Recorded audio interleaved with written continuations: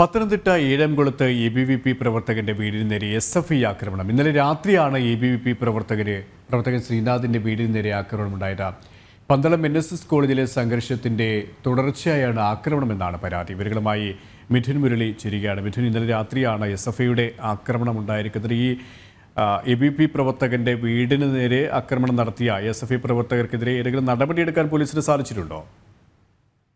നിലവിൽ ഇതുവരെ ഒരു പ്രതികളെയും കേസുമായി ബന്ധപ്പെട്ട് പിടികൂടിയിട്ടില്ലെന്നാണ് മനസ്സിലാക്കാൻ സാധിക്കുന്നത്. ഇന്നലെ പുലർച്ചെ 2 മണിയോട് കൂടിയാണ് പന്തളത്തെ NSS കോളേജിലെ വിദ്യാർത്ഥിയായിട്ടുള്ള ശ്രീനാഥിന്റെ വീടിന് നേരെ ആക്രമണം ഉണ്ടായത്.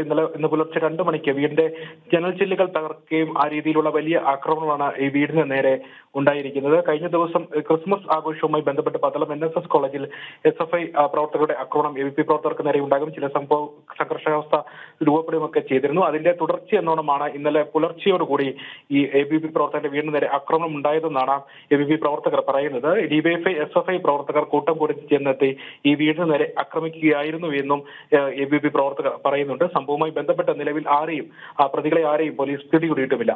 KP. മിഥുൻ മുരളിയാണ് വിശദാംശങ്ങൾ നൽകിയത്.